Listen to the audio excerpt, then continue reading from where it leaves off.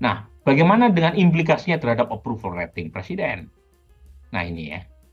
Jadi lagi-lagi Bapak sekalian yang kami tampilkan terkait dengan data tren, karena kami sering juga melakukan survei tatap muka, ya, eh, kita take out yang tren tatap muka.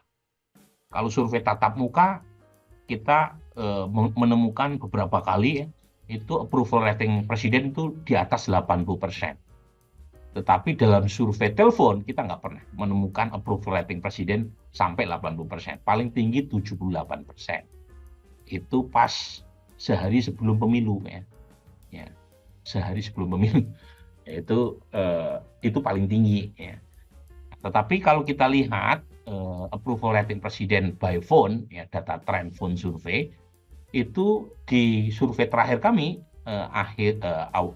awal April itu sekitar 77,2%. Ya, 77,2%. Ya, beda 0,5 ya dibanding survei LSI yang kemarin dirilis ya minggu lalu.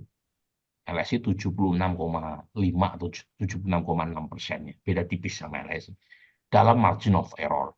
Nah, kalau kita lihat, ya, meskipun sempat turun approval presiden dibanding sebelum pemilu, sebelum pilpres, dari 78 ke 76 di pertengahan Februari, tetapi di bulan awal April itu ada sedikit peningkatan, tetapi kita cenderung mengatakan stagnan. Ya. Tetapi lagi-lagi 77,2% ini bukan angka yang kecil. Ya. Di tengah banyak isu, mulai dari isu ekonomi, ya, termasuk juga isu politik karena berpisah jalannya ya antara PD Perjuangan dengan Pak Jokowi. Approval Pak Jokowi masih di atas 77%, merupakan satu angka yang cukup besar ya.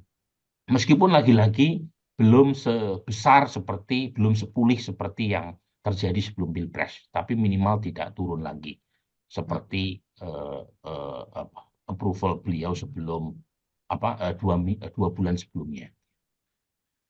Nah, ini kita masuk lagi. Apa yang membuat masyarakat puas? Tadi ada 77%. Itu pertama adalah memberi bantuan kepada rakyat kecil. Yang kedua adalah kinerjanya bagus. Jadi 77% kita tanya secara spontan, apa yang membuat mereka puas? Ini alasan-alasan yang mereka membuat mereka puas. Membangun infrastruktur. Ya. Orangnya merakyat. Ini alasan-alasan kepuasan.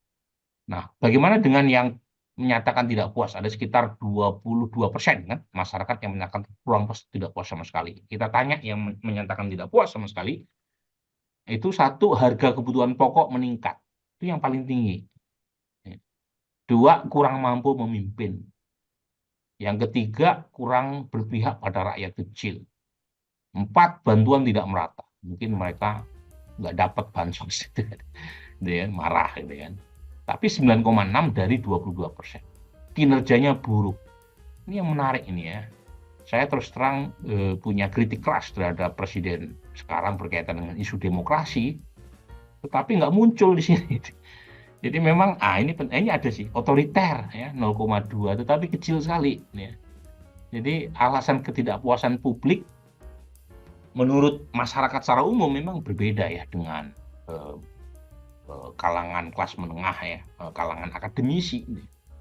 Ya, di sini kebanyakan isu-isu yang berkaitan dengan isu ekonomi ketimbang isu demokrasi atau isu politik dinasti.